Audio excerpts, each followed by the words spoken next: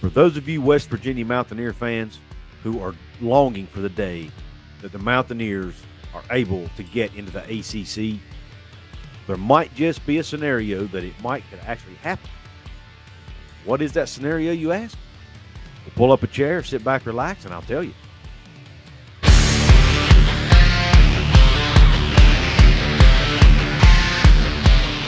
What is up, college sports fans, fellow members of Mountaineer Nation? This is Coos. Welcome into another edition of Coos' Corner.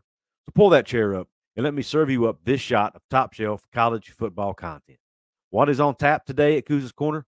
Once again, we're talking potential conference realignment, and we're potentially talking about West Virginia going to the ACC. Now, I'm not sitting here advocating for that. So you Big 12 fans out there, I love you. I'm not wishing for this to happen.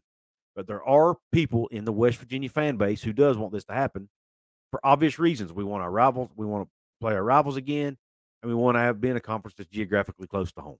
That's the two big reasons, and they're two legit reasons in my opinion. But financially, would it make sense? That's a whole other discussion, and I may touch on it at the end of the video. But for now, let's focus on this.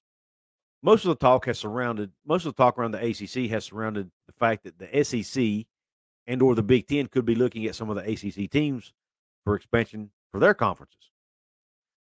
Well, I'm here to tell you that there's another scenario that could happen. They could open the door for a team like West Virginia to enter the ACC should they want to. And that's this. I've heard from two different sources now, and now these are just rumors, okay? I'm not hearing these from sources inside programs or anything like that. These are rumors, so I want to get that straight to you, okay? But I have heard from two different separate sources who don't know each other that there are talks out there that some of the highly prestigious academic institutions that are in some of these Power 5 conferences may not be happy with the direction college athletics is going and all the money that's being thrown around and all the changes that are taking place. One of the rumors is that some of these institutions may want to spin off and form their own Power 5 Ivy League type conference. Now, the other rumor I'm hearing, which I think is probably more logical and more likely to happen, is that there are some of these schools that may just want to get out of the Power 5 conference either altogether or maybe just even in football because they don't feel comfortable throwing all this money at their football program and they won't be able to keep up if they don't. And you remember I did a video not long ago talking about how the ACC, Jim Phillips himself has said they're going around from institution to institution in the ACC deciding who's investing in football and who's not. There was talks at the University of North Carolina between their AD and president that, hey, do we keep all the teams in the league? Now, that could be taken a lot of different ways, but one of the things was out there was, hey, they could potentially drop teams out of the league. So with that being said, this rumor here that I'm going to talk about actually makes sense. And that is that some of these teams in the ACC may decide to leave the conference in football because they don't like the way it's heading and they don't want to put that much money into the football program. They want to focus on academics and or other things like maybe basketball. So if that happens, that leaves less inventory for their network partners to have for game options. These TV networks like to have inventory. They want as many options as they can get to put games on television, and they want the best so that they can get the best games possible. So if one of these schools leave, that opens the door for a team like a West Virginia to maybe fill that gap or fill that spot that is left if one of these teams leave. Now, so I decided I'm going to put together a list of the most likely teams that could potentially leave the ACC because they don't like the direction college athletics is going.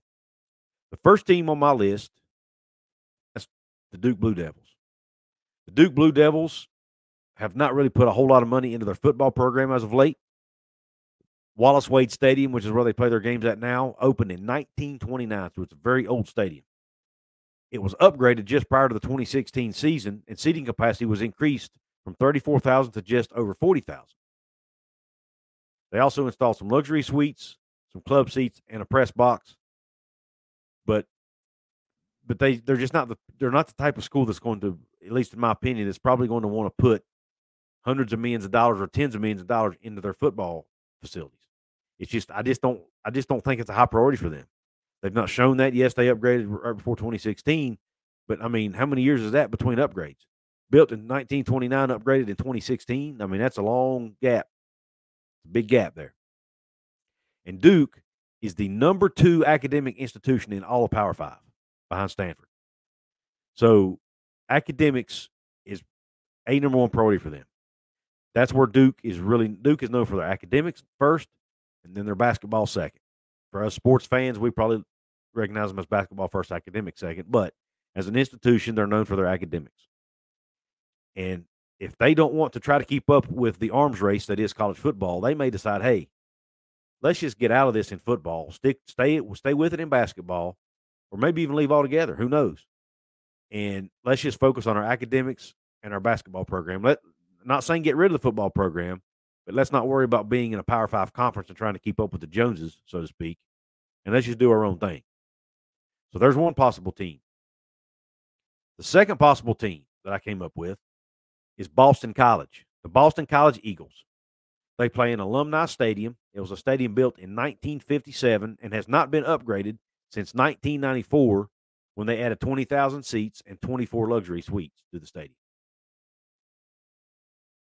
The overall capacity for Alumni Stadium is 44,500 people, which is not huge compared to other Power 5 schools. Now, the one notable thing about Boston College's Alumni Stadium is they have one of the most up-to-date video boards and technology usage of any of the Power 5 programs. They have what they call 13 HD technology that they're using on their video boards. They're one of only 15 stadiums in the country, both pro and college, that have this. Now, another thing, Boston College is yet another really highly prestigious academic school. They are number 15 among all Power 5 schools in academics. So there again, Boston College is all about academics first and then everything else is second. They've not poured a lot of money into their football stadium over the years. They seem to be pretty content with what they're doing, and I just don't see them pouring a lot of money in it. Now, there's another spot they could potentially open. If Boston College decides, hey, we don't want to keep up with this arms race, we don't think football is that important here, we want to focus on our academics, we want to focus on other things, let's just pull our football team out of the ACC and be independent or go to another conference or whatever. There's another slot that could open up in the ACC for a team like a West Virginia, should they want to go. The last team that I want to talk about is the Wake Forest Demon Deacons. The Wake Forest Demon Deacons play at Truist Field. It's a field that was built and completed just before the 1968 season, so you had another old stadium. It's one of the smallest football stadiums in the FBS with a capacity of 31,500. So that there in itself shows you that the Wake Forest has not put a whole lot of money in their stadium because it only holds 31,000 people. Now, that might be in alignment with the size of the school because they don't have a large enrollment at Wake Forest. If I'm not mistaken, it's one of the smallest, if not the smallest, Power 5 schools as far as enrollment. So obviously their stadium may not be as large either. But that being said, football is just not a real high priority at Wake Forest. Now, they have been really good. They're really good this year, and they were really good last year, competing for ACC championship. But historically, Wake Forest has just not been a school that's known for its football. They've had a really great basketball program, and like I said, academics is really high priority. They are number 13 among Power 5 schools in academic ranking is Boston College. So they're another team. They're number 13 among Power 5 institutions as far as academic ranking. So therefore, Wake Forest is another school that could potentially decide they don't want to deal with the arms race that is college football, and they want to get out of the ACC, which there again opens up a slot potentially for a school like a West Virginia. Just to let everyone know, I got all the information for this video about these stadiums from a site called collegegridirons.com. I will leave the link to this site in the description box if you want to check it out for yourself. But there are 3 teams that I could potentially see leaving the ACC at some point because they want to focus more on academics and or basketball, and they don't need to keep up with the arms race that's going on. Now, some other teams I considered, I thought about Syracuse, but Syracuse has the Carrier Dome, which is a very popular site, holds about 70-some thousand people.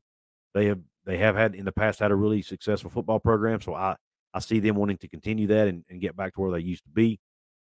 And they have put money in their program consistently over the years, so I don't see them leaving. So I kind of put them on my honorable mention list.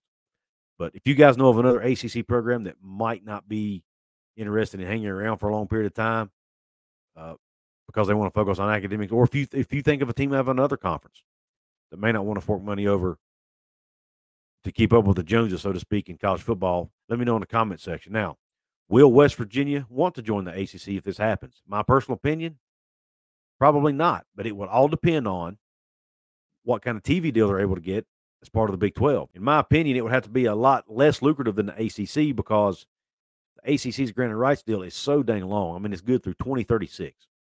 And most schools don't want to tie themselves down for that length of time, especially in today's landscape of college football and college athletics where everything is changing so rapidly.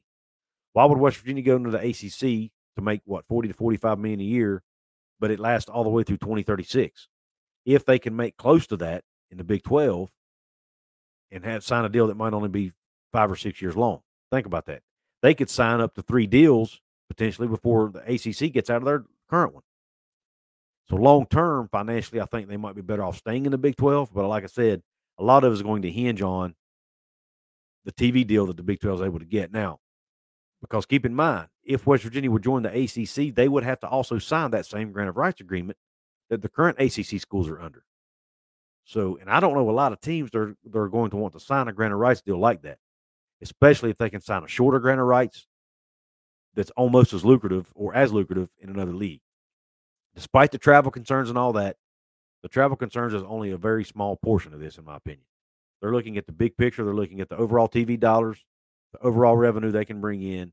And I just don't see where the ACC is going to be more lucrative than the Big 12 long term, or at least lucrative enough to be willing to sign into a long-term deal like that and to be tied down to a long-term deal. Let me know in the comment section, Cougars Corner family and Mountaineer Nation, what do you think about this? Do you think it's possible that some of these teams that are really focused on academics may not want to keep up with the arms race that is college football and college athletics, and they may decide, hey, we don't want any part of this. Let us out. We're going to do our own thing. I want to hear your thoughts on it. Don't forget you can support my channel financially by checking out my merch store. Link is at the top of the description box. You can join my channel and become a channel member by hitting the join button right below this video. Take advantage of the perks I have to offer, which includes, by the way, a raffle I'm going to be doing here in a few days or a few weeks where you get a chance to win a mini helmet of your favorite team. Country Roads level members will get 1 entry into the drawing. Mountaineer Maniac level members will get 2 tickets into the drawing and 2 chances to win a mini helmet of your favorite college football team. If you don't want to support me financially or you can't support me financially, you can do it absolutely free in 4 ways. You can like the video, share the video with your friends, leave a comment below, or last but not least, hit that red subscribe button and help me get to that 5,000 subscriber mark, which I'm trying to reach by the end of the calendar year.